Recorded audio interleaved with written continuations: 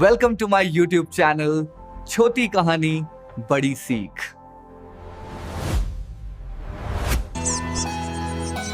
कासगंज नामक एक छोटे से गांव में गबरू नाम का एक व्यक्ति रहता था। गबरू अच्छा इंसान था, लेकिन गबरू के छोटे कद के कारण कासगंज के लोग गबरू को बिल्कुल भी पसंद नहीं किया करते थे। वो जब भी गबरू को देखते उसके छोटे कद को लेकर उसे खरी खोटी सुनाने लगते।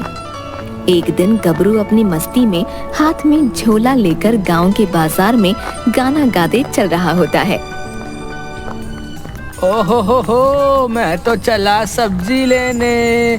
ओहो हो, हाय ताजा ताजा, ओहो नरम नरम, ओहो सब्जी सब्जी लेने मैं तो चला। ओहो हो। तभी गांव के दो युवक झींगा और राधू गबरू को देखते ही, अरे भाई वो देखो अपने बौने गबरू को कैसे गाना गाते हुए झूमता चला जा रहा है। यूं लगता है भाई जैसे गोल गोल छोटा खरबूजा लुढ़कता चला आ रहा है। देखो देखो देखो। अरे भैया गबरू भी अपने कासगंज का एक अलग ही पीस है कि नहीं है? हाँ भाई हाँ, बिल्कुल सही बोल रहे भाई। और जोर जोर से हंसने लगते हैं। तभी गबरू उनके सामने से निकलता हुआ सब्जी की दुकान पर पहुंचता है, लेकिन वहाँ काफी भीड़ थी। अरे यहाँ तो इतनी भीड़ है। अरे अरे अरे ओ हरिया, ए भाई हरिया, ए भाई जरा 1 किलो आलू मुझे भी तोड़ ले भाई। है वो कई आवाजें देता है, लेकिन सब्जी वाला उसकी एक नहीं सुनता। काफी देर खड़ा रहने के बाद, अरे हाँ गबरू, अब बोल क्या चाहिए तुझे? कितनी बार कहा है किसी और को भेजा करो सब्जी लेने। इतनी भीड़ में तू पिद्दी सा आदमी दिखाई तो देता नहीं भैया। हैं? खैर अब तुम्हें कौन समझाए।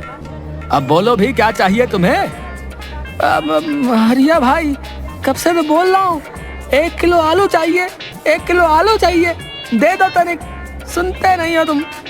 अच्छा अच्छा ठीक है देता हूँ, लेकिन ये बताओ कि उठा तो लोगे ना भैया?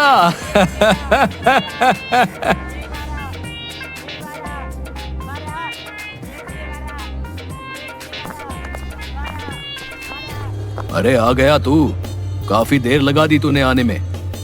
आलू लेने गया था या वहीं बसने का इरादा करके गया था? काम चोरी में तो तेरी कोई बराबरी नहीं कर सकता है गबरू। अब मुझे यूं देख क्या रहा है? जाकर नदी से पानी ले आ। घर में एक बूंद भी पीने का पानी नहीं है। जाकर पानी लेकर आ। पूरा दिन मुफ्त की रोटियां तोड़ता रहता है। कोई काम धंधा भी कर लिया कर। हे भगवान, न जाने क्यों तूने मुझे ऐसी औलाद दी। काम की न काज की, दुश्मन अनाज की। चल जाए यहाँ से। गबरू अपने पिता की ऐसी कड़वी बातें सुनकर बहुत दुखी हो जाता है। अच्छा ठीक है, जाता हूँ। गुस्सा क्यों कर रहा हूँ? जिसके बाद गबरू एक मिट्टी का घड़ा उठाता है और नदी किनारे जा ही रहा होता है कि उसे रास्ते में झींगा और राधू खड़े मिलते हैं। अरे राधू भाई, देख रहे हो ना कैसे हमारे गांव के पिद्दू मानस भी आजकल नदी किनारे पानी लेने जा रहे हैं। हाँ झींगा भाई, देख रहा हूँ, लेकिन ये तो समझ ही नहीं आ रहा है झींगा भाई कि मटका कौन सा है और गबरू भैया कौन सा है। बड़ी कंफ्यूजन है भैया। दोनों बहुत जोर जोर से हंसने लगते हैं। सही बोल रहे भाई, सही बोल रहे हो, बिल्कुल सही जा रहे हो भैया। ऐसा है कि बौना होने के भी जो है अपने ही मजे है भैया। हर छोटी से छोटी चीज भी अपने बराबर की दिखती है। क्या बकवास कर रहे हो तुम लोग? हैं क्या बकवास कर रहे हो बे? मेरा कद ही छोटा है, वरना मैं किसी से कम नहीं हूँ, समझे? मैं वो हर काम कर सकता हूँ जो तुम दोनों कर सकते हो, समझे? मुझे कम मत समझना, तुम दोनों बता रहे हो। हाँ अरे हाँ गबरू भाई, हम कहाँ तुम्हें कम समझ रहे हैं। आखिर तुम तो हो ही हम सबसे अलग। आखिर बौने जो ठहरे भैया। ना तो चलते दिखते हो, ना ही बैठते नजर आते हो, तो भैया हुए ना हम सबसे अलग हैं? और झींगा राधू फिर से जोर जोर से हंसने लगते हैं। अपने बारे में ऐसी अपमानजनक बातें सुनकर गबरू वहाँ बड़ी उदासी से चुपचाप निकल जाता है। कुछ दूर चलने पर गबरू नदी किनारे पहुँचता है और रोने लगता है। इस गांव में जिसे देखो वही मेरा मजाक उड़ाने लगता है। अब मेरा छोटा कद है तो इसमें मेरी क्या गलती है भैया? बाबा भी मुझे नहीं समझते, दिन रात बस मुझे ताने ही दिया करते हैं। अब बस बहुत हुआ, अब मुझसे और नहीं सहा जाएगा। अब मैं और ऐसी जिंदगी नहीं जीना चाहता हूँ जहाँ कदम कदम पर मेरा मजाक उड़ाया जाता है। मैं इस नदी में डूबकर अपनी जान दे दूंगा। हाँ। गबरू जैसे ही नदी में डूबने के लिए पैर आगे करता है, अचानक से एक बहुत ही सुंदर कछुआ नदी में से उसके सामने आता है।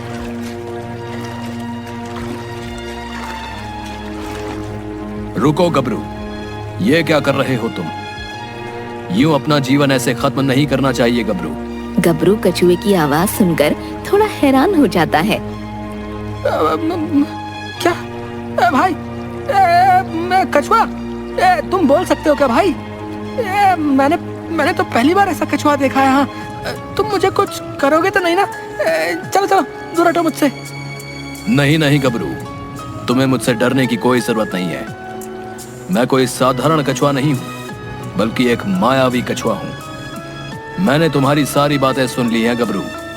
तुम एक नेक इंसान हो, लेकिन तुम्हारे छोटे कद की वजह से तुम इस नदी में अपनी जान देने जा रहे थे। मैं ऐसा नहीं होने दे सकता था, इसलिए मैं तुम्हारे सामने तुम्हें रोकने आ गया। क्या तुम सच में मायावी कछुए हो? भाई मुझे तो यकीन भी नहीं हो रहा है भाई।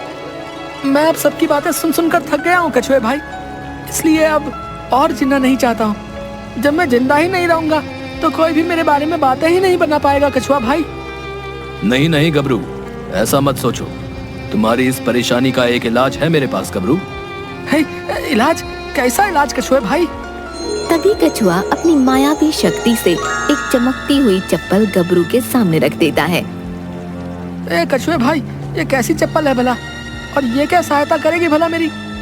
नहीं नहीं गबरू, ये कोई मामूली चप्पल नहीं है, ये जादुई चप्पल है। तुम जब भी इस चप्पल को पहनोगे तो तुम्हारा कद इन सब गांव वालों से सबसे बड़ा हो जाएगा गबरू। फिर गांव वाले तुम्हें कोई साधारण सा व्यक्ति नहीं समझेंगे। जब तुम ये जादुई चप्पल पहनोगे तो ये अपना जादू जरूर दिखाएगी। क्या कहा? जादुई चप्पल? मुझे तो यकीन ही नहीं हो रहा है कछुए भाई। क्या सच में ये अपना जादू दिखाएगी है? तभी गबरू जादुई चप्पल अपने पैर में पहन लेता है और अचानक से गबरू ऊपर उड़ने लगता है।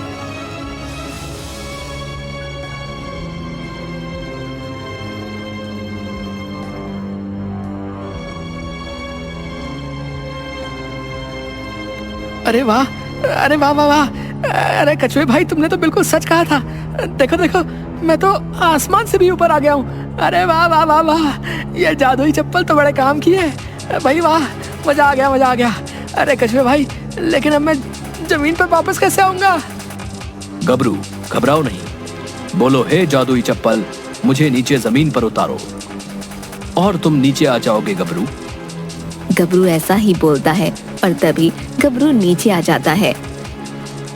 देखो गबरू, ये जादुई चप्पल मैं सिर्फ तुम्हें इसलिए दे रहा हूँ क्योंकि तुम एक अच्छे दिल के इंसान हो। लेकिन याद रखना, जब जब जादुई चप्पल को लगेगा कि तुम इसका उपयोग सिर्फ अपने स्वार्थ के लिए कर रहे हो, तो ये अपना जादू दिखाना बंद कर देगी और वापस मेरे पास आ जाएगी। समझे गबरू? हाँ हाँ कछुए भाई, मैं ध्यान दूंगा।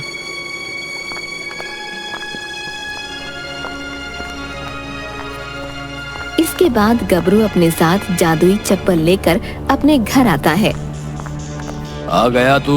कब से तेरी राह देख रहा हूँ। ये तेरे हाथ में किसकी चप्पल है? हे भगवान, ये किसकी चप्पल उठा लाया तू? क्यों रे गबरू, काम धाम तो तुझसे होता नहीं, अब क्या चोरी भी करने लगा है तू? अगर मैंने बाबा को जादुई चप्पल के बारे में बता दिया तो सबको पता चल जाएगा कि मेरे पास ये जादुई चप्पल है। नहीं नहीं नहीं, मैं ऐसा नहीं करूंगा। हाँ, ये चप्पल मैं किसी की उठाकर नहीं लाया हूँ बापू, बल्कि ये मुझे नदी में तैरती मिली। बाबा, ये काफी सुंदर लग रही थी ना, इसीलिए मैं घर ले आया इसे। हाँ। अरे बेवकूफ, तू इसका भला क्या करेगा? मैं कहता हूँ फेंक दे इसे। चल फेंक इसे। पता नहीं क्या क्या उठाकर लाता है। अच्छा अच्छा ठीक है, फेंक दूंगा बाबा, लेकिन अभी मुझे बहुत नींद आ रही है। मैं सोने चलता हूँ। जिसके बाद गबरू अपने कमरे में अपनी चप्पल को अलमारी में छुपा देता है। अगली सुबह गबरू फिर से गांव के बाजार की तरफ निकलता है। उसके हाथ में फिर से सब्जी का झोला होता है, जिसे लेकर गबरू बाजार जाता है। तभी झींगा और राधू, अरे भाई देखो देखो, आ गए हमारे बौने महाराज। कैसे फुदक कर आ रहे हैं, देखो देखो। अब फिर से हरिया सब्जी वाले को ये बेचारा गबरू दिखाई नहीं देगा। दोनों फिर से हंसने लगते हैं। अरे लगता है इस बार भी हरिया मुझे देख नहीं पाएगा। लगता है मुझे अपनी जादुई चप्पल का जादू दिखाना होगा। हाँ, तभी गबरू अपने झोले से वो जादुई चप्पल निकालकर पहन लेता है। जैसे ही वो चप्पल पहनता है, सबसे ऊपर दिखने लगता है। ये सब देखकर झींगा और राधू हैरान हो जाते हैं। अरे भाई, अरे अरे अरे, ये गबरू अचानक से ऊपर कैसे आ गया भैया? ये क्या हो रहा है भाई? कहीं मैं कोई सपना तो नहीं देख रहा हूँ? भाई राधू बता तो जरा, जो मैं देख रहा हूँ वो तुझे भी दिखाई दे रहा है क्या? हाँ हाँ झींगा भाई, मुझे भी दिख रहा है। कैसे ये पिद्दू गबरू आसमान में उड़ रहा है? भाई ये क्या हो रहा है? मेरी तो कुछ समझ में नहीं आ रहा है। ए भगवान, मुझे तो चक्कर आ रहे हैं झींगा भाई। क्यों हरिया भैया, अब मैं देख रहा हूँ ना तुम्हें। बोलो बोलो, हैं? हाँ हाँ भाई, दिख तो रहे हो, लेकिन तुमने कभी बताया नहीं कि तुम में अद्भुत शक्तियाँ भी हैं भैया। तुम हवा में भी उड़ सकते हो, हैं? इतना सुनते ही सब लोग बोलने लगते हैं। क्या कहा? अद्भुत शक्तियाँ? गबरू की जय हो, गबरू की जय हो। ये सब सुन गबरू बहुत खुश हो जाता है। अरे हाँ हाँ हरिया भाई, मैं कोई मामूली व्यक्ति थोड़ा ही हूँ भला। ये अद्भुत शक्तियाँ तो मुझ में बचपन से ही हैं, बस कभी दिखाई नहीं। सोचा आज दिखाई देता हूँ। सभी गबरू की ये बात सुनकर हैरान हो जाते हैं। गबरू की उड़ने वाली बात पूरे गांव में फैल जाती है। अब पूरे गांव में चारों तरफ गबरू के ही चर्चे थे। अरे बेटा, ये मैं क्या सुन रहा हूँ? क्या तुझ में सच में अद्भुत शक्तियाँ हैं? जहाँ भी जाता हूँ पूरे गांव में तेरे ही बारे में बातें होती रहती हैं। क्या ये सब सच है? तू उड़ सकता है बेटा? बाबा हाँ हाँ, ये बिल्कुल सच है, मैं उड़ सकता हूँ। हाँ हाँ हाँ। लेकिन ये सब कैसे हुआ? वो गबरू अपने बाबा को सच बताने ही वाला होता है, लेकिन फिर गबरू अपने आप से कहता है, अगर मैंने बाबा को जादुई चप्पल के बारे में बता दिया तो सभी गांव वालों को ये बात पता चल जाएगी कि मुझ में कोई अद्भुत शक्ति नहीं है। सारा कमाल उस जादुई चप्पल का है। नहीं नहीं नहीं, मैं किसी को नहीं बताऊंगा। हाँ।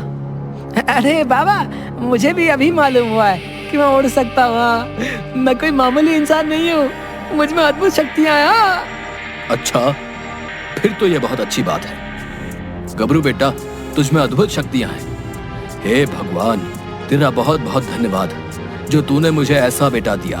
वाह वाह वाह वाह गबरू। अपने बाबा की ऐसी बातें सुनकर गबरू बहुत खुश हो जाता है और जिसके बाद उसका बूढ़ा बाप वहाँ से चला जाता है।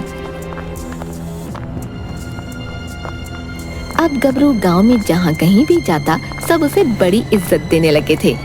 कोई भी उसके छोटे कद का मजाक नहीं बनाता था। अरे राधू, देखो देखो, गबरू जी आ रहे हैं। इनमें तो अद्भुत शक्तियाँ हैं भैया। हाँ, ये तो हमारे गांव के लिए बड़ी खुशी की बात है। हाँ भैया, वाह वाह वाह, गबरू जी बहुत अच्छे भैया, वाह। ये सब बातें सुनकर गबरू बहुत खुश हो जाता है। अरे वाह, अब ये दोनों जो मुझे दिन रात खरी खोटी सुनाया करते थे, आज मेरे बारे में अच्छी अच्छी बातें बोल रहे हैं। अरे भाई वाह वाह वाह, अब तो मजे ही मजे हैं। अब इनकी हिम्मत नहीं है जो मुझे कुछ भी बोले। आखिर अब मैं इस कासगंज में सबसे शक्तिशाली जो हूँ। भैया वाह वाह वाह, अब तो मेरे मजे ही मजे हैं। लेकिन अब मैं इन्हें ऐसे नहीं जाने दूंगा। हाँ, झींगा और राधू ने मिलकर मेरा बहुत मजाक बनाया है। अब मैं इन्हें सबक सिखा कर ही रहूंगा। हाँ। अब गबरू को अपने आप पर घमंड हो गया था। अब गबरू खुद किसी से सीधे मुंह बात नहीं करता था। गबरू समझने लगा था कि वो पूरे कासगंज में सबसे शक्तिशाली है।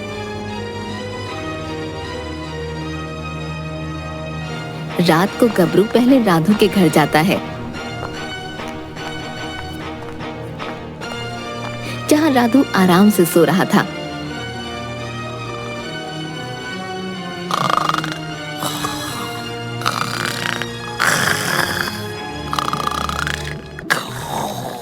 तभी गबरू राधू को एक जोरदार थप्पड़ मारता है और गबरू आसमान में उड़ने लगता है। कौन है भाई? किसने मुझे इतनी जोर का थप्पड़ मारा? कौन है? लगता है मेरा सपना होगा। भला मुझे कौन मारेगा? सो जाता हूँ। सपने भी ना बड़े अजीब अजीब दिखने लगे हैं आजकल। तभी राधू फिर से सो जाता है। फिर गबरू नीचे उतरकर एक और थप्पड़ राधू के मुंह पर मारता है और फिर वो आसमान में उड़ने लगता है। अरे कौन है भाई? कौन मार रहा है मुझे? कौन मार रहा है मुझे? कुछ नजर क्यों नहीं आ रहा भाई? कौन है भाई? ये सिलसिला काफी देर तक चलता है, जिसके बाद राधू जोर जोर से रोने लगता है। इसके बाद गबरू चुपके से झींगा के घर जाता है। झींगा भी आराम से सो रहा था। गबरू के हाथ में एक कैंची होती है और सोते हुए झींगा गबरू के सारे बाल काट देता है। अब आएगा ना मजा? तूने तो मेरा बड़ा मजाक उड़ाया झींगा। अब देखना तेरा कैसे मजाक बनता है। और गबरू हंसने लगता है।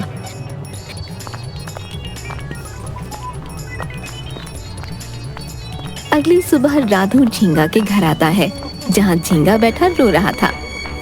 अरे अरे झींगा भाई, ये कैसे हो गया? तुम गंजे कैसे हो गए भाई? मुझे नहीं पता राधू। सुबह जब मैं नींद से उठा तो अपने आप को ऐसे पाया। आए राधू भाई, ये क्या हो गया? न जाने ये सब किसने किया। अब मैं गाँव वालों को क्या मुंह दिखाऊंगा? मतलब सर दिखाऊंगा। पता नहीं ये सब क्या हो रहा है झींगा भाई। कल रात मेरे घर भी सोते हुए मुझे कोई थप्पड़ मार रहा था। झींगा भाई, यही बताने तो मैं आपके पास आया था, लेकिन आपका तो मुझसे भी बुरा हाल है झींगा भाई। ये सब क्या हो रहा है भाई? मेरी तो कुछ समझ में नहीं आ रहा है।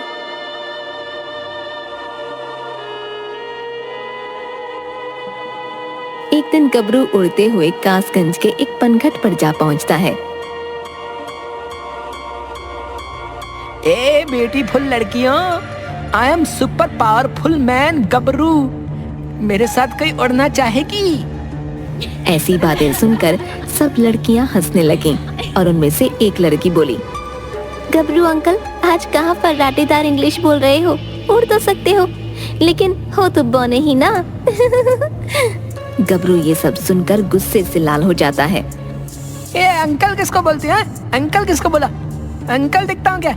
एक एक करके देख लूंगा सबको। और उड़ता हुआ पनघट से थोड़ा दूर बांस की झाड़ियों में छिप जाता है।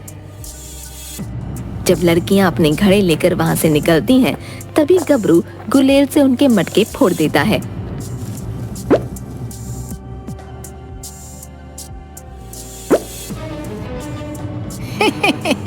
अब आया मजा है, गबरू से पंगा लेंगी। और वहां से उड़ता हुआ चला जाता है। अगले दिन गबरू से मिलने गांव के कुछ लोग आते हैं। अरे गबरू भाई, हम आपसे मिलने आए हैं। हाँ, आखिर आप जैसी शक्ति अब पूरे गांव में किसी के पास नहीं है भैया। हाँ, हम चाहते हैं आप ही हमारे गांव के मुखिया बन जाओ भैया। हाँ। क्या कहा, मुखिया?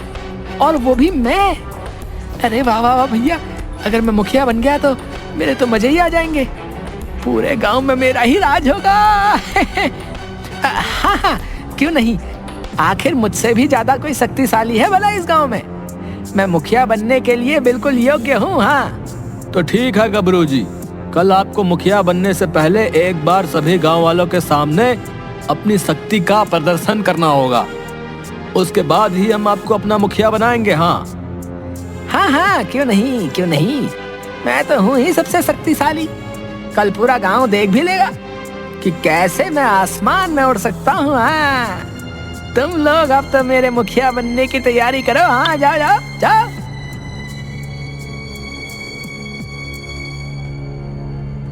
अगली सुबह गबरू और पूरा गांव उपस्थित होते हैं। मेरे प्यारे गांव वालों, अब गबरू जी अपना चमत्कार दिखाएंगे, जिसके बाद हम गबरू जी को गांव का मुखिया घोषित कर देंगे। तो गबरू जी शुरू हो जाइए। सभी लोग आपकी अद्भुत शक्ति देखना चाहते हैं। हाँ हाँ, क्यों नहीं भैया, क्यों नहीं, अभी दिखाता हूँ आपको अपनी अद्भुत शक्ति। हाँ, लेकिन इससे पहले आप सबको एक बार मेरी तरफ ना देखते हुए आसमान में देखना होगा। हाँ हाँ, ठीक है गबरू जी, हम ऐसा ही करेंगे। सभी गांव वाले जैसे ही आसमान में देखते हैं, गबरू जल्दी से अपनी चप्पल निकालता है और पहन लेता है। अब आप लोग मेरी तरफ देख सकते हैं। गांव वाले गबरू की तरफ देखने लगते हैं। गबरू ऊपर आसमान में उड़ नहीं पाता।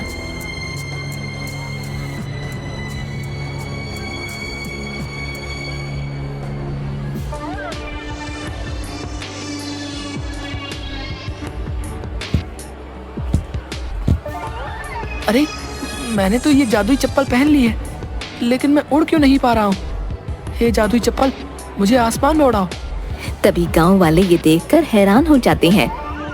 अरे ये गबरू तो अपना उड़ने वाला चमत्कार दिखा ही नहीं पा रहा है। लगता है गबरू भैया का चमत्कार जो है वो ठप हो गया भैया। हाँ, मुझे भी यही लगता है। ये गबरू बातें तो बड़ी बड़ी कर रहा था, लेकिन अब देखो भैया, आया बड़ा मैं ही शक्तिशाली हूँ बोलने वाला। जाओ गबरू भैया, तुमसे नहीं हो पाएगा। हाँ, और अब मुखिया बनने का तो तुम भूल ही जाओ। हाँ, मैं कहता हूँ अब तो हम सबको अपने घर चलना चाहिए भैया। फालतू में क्यों टाइम खोटी करना भैया। है क्यों भाई, सही बोल रहा हूँ ना? हाँ भाई। गबरू बड़ी उदासी के साथ सबकी बातें सुन रहा होता है। थोड़ी देर बाद सब गांव वाले वहां से चले जाते हैं। पता नहीं क्यों आज इस जादुई चप्पल ने अपना जादू नहीं दिखाया, उल्टा सभी गांव वाले मुझे खरी खोटी सुना के चले गए। तभी चप्पल से आवाज आती है, गबरू ये सब तुम्हारे ही कारण हुआ है। गबरू चप्पल की आवाज सुनकर चौंक जाता है। अब क्या तुम बोल सकती हो जादुई चप्पल? हाँ गबरू, मैं बोल सकती हूँ। मैं तुम्हारे पास इसलिए आई थी कि गांव में कोई भी तुमसे ठीक से बातें नहीं करता था। हर कोई तुम्हारे छोटे कद के कारण तुम्हारा बस मजाक ही उड़ाता था। जब से मैं तुम्हारे पास आई तो सभी गांव वाले तुम्हें शक्तिशाली समझने लगे और तुम्हारी इज्जत करने लगे। लेकिन तुम्हारे मन में तो लालच आ गया। तुम समझने लगे कि तुम ही इस गांव में सबसे शक्तिशाली हो। अब तुम में और उन लोगों में कोई फर्क नहीं रहा गबरू। इसीलिए ही आज मैंने अपना जादू नहीं दिखाया। अब मैं तुम्हारे पास से वापस मायावी कछुए के पास चली जाऊंगी गबरू। जादुई चप्पल की ऐसी बातें सुनकर गबरू को अपनी गलती पर पछतावा होने लगा। जादुई चप्पल, मुझे माफ कर दो। तुम मत जाओ जादुई चप्पल। ये मैंने क्या कर दिया? मुझे हद से ज्यादा घमंड नहीं करना चाहिए था। और गबरू जोर जोर से रोने लगता है। अब मैं क्लियरली बोल रहा हूँ, चैनल को सब्सक्राइब करें। चैनल का नाम है छोटी कहानी बड़ी सीख। लाइक कीजिए, सब्सक्राइब और कमेंट भी कीजिए। धन्यवाद।